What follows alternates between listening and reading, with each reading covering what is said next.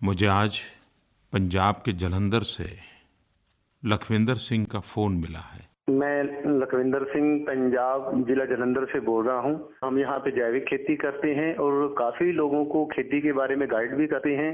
मेरा एक सवाल है कि जो ये खेतों को लोग आग लगाते हैं, पुआल को या गेहूं के नाड़ को, कैसे इनको लोगों को गाइड किया जाए कि ये धरती माँ को जो सूक्ष्म जीवाणु हैं उनका कितना खराब कर रहे हैं, और जो ये प्रदूषण हो रहा है दिल्ली में, हरियाणा में, पंजाब में, इससे कैसे राहत मिले।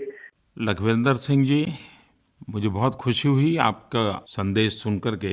एक तो आनंद इस बात का हुआ कि आप जैविक खेती करने वाले किसान हैं और स्वयं जैविक खेती करते हैं। इतना ही नहीं, आप किसानों की समस्या को भलीभांति समझते हैं और आपकी चिंता सही है। लेकिन ये सिर्फ पंजाब हरियाणा में ही होता ऐसा नहीं है, पूरे हिंदुस्तान में ये हम लोगों की आदत है और परंपरागत रूप से हम इसी प्रकार से अपने फसल के अवशेषों को जलाने के रास्ते पर चल पड़ते हैं। एक तो पहले नुकसान का अंदाज नहीं था, सब करते हैं इसलिए हम करते हैं, वही आदत थी। दूसरा, उपाय क्या होते उसका भी कोई प्रशिक्षण नहीं हुआ और उसके कारण ये चलता ही गया, बढ़ता ही गया और आज जो जलवायु परिवर्तन का संकट है उसमें वो जुड़ता गया।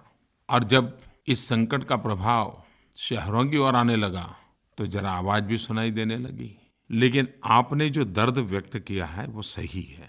सबसे पहला तो उपाय है, हमें हमारे किसान भाइयों बहनों को प्रशिक्षित करना पड़ेगा, उनको सत्य समझाना पड़ेगा। ये फसल के अवशेष जलाने से हो सकता है समय बचता होगा, मेहनत बचती होगी, अगली फसल के लिए खेत तैयार हो जाता होगा, लेकिन ये सच्चाई नहीं है।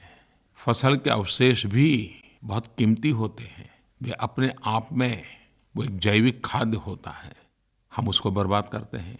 इतना ही नहीं, अगर उसको छोटे छोटे टुकड़े कर दिए जाएं तो वो पशुओं के लिए तो ड्राई फ्रूट बन जाता है। दूसरा, ये जलाने के कारण जमीन के जो ऊपर की परत होती है वो जल जाती है। मेरे किसान भाई बहन, पल भर के लिए सोचिए कि हमारी हड्डियां मजबूत हो, हमारा हृदय मजबूत हो, किडनी अच्छी हो, सब कुछ हो, लेकिन अगर शरीर के ऊपर की चमड़ी जल जाए तो क्या होगा? हम जिंदा बच पाएंगे क्या? हृदय साबुत होगा तो भी जिंदा नहीं बच पाएंगे। जैसे शरीर की हमारी चमड़ी जल जाए तो जीना मुश्किल हो जाता है, वैसे ही ये फसल के अवशेष ठूंठ जलाने से सिर्फ ठूंठ नहीं जलते, ये पृथ्वी माता की चमड़ी जल जाती है, हमारी जमीन के ऊपर की परत जल जाती है, जो हमारे उर्वरा भूमि को मृत्यु की ओर धकेल देती है। और इसलिए उसके सकारात्मक प्रयास करने चाहिए। इस ठूंठ को फिर से एक बार जमीन में दबोच दिया तो भी वो खाद बन जाता है, या अगर किसी गड्ढे में ढेर करके कैंचुए डाल करके थोड़ा पानी डाल दिया तो उत्तम प्रकार का जैविक खाद बन करके आ जाता है। पशु के खाने के काम तो आता ही आता है और हमारी जमीन बचती है। इतना ही नहीं, उस जमीन में तैयार हुआ खाद उसमें डाला जाए तो वो डबल फायदा देती है। मुझे एक बार केले की खेती करने वाले किसान भाइयों से बातचीत करने का मौका मिला और उन्होंने मुझे एक बड़ा अच्छा अनुभव बताया।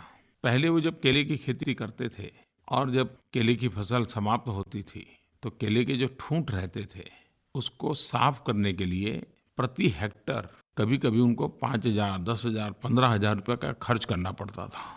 और जब तक उसको उठाने वाले लोग ट्रैक्टर वैक्टर लेके आते नहीं तब तक वो ऐसे ही खड़ा रहता था। लेकिन कुछ किसानों ने प्रयोग किया, उस ठूंठ के ही 6-6, 8-8 इंच के टुकड़े किए और उसको जमीन में गाड़ दिए। तो अनुभव ये आया कि इस केले के ठूंठ में इतना पानी होता है कि जहाँ उसको गाड़ दिया जाता है वहाँ अगर कोई पेड़ है, पौधा है, कोई फसल है तो 3 महीने तक बाहर के पानी की जरूरत नहीं पड़ती। वो ठूंठ में जो पानी है वही पानी फसल को जिंदा रखता है। और आज तो उनके ठूंठ भी बड़े कीमती हो गए हैं, उनके ठूंठ में से ही उनको आय होने लगी है। जो पहले ठूंठ की सफाई का खर्चा करना पड़ता था, आज वो ठूंठ की मांग बढ़ गई है। छोटा सा प्रयोग भी कितना बड़ा फायदा कर सकता है, ये तो हमारे किसान भाई किसी भी वैज्ञानिक से कम नहीं है।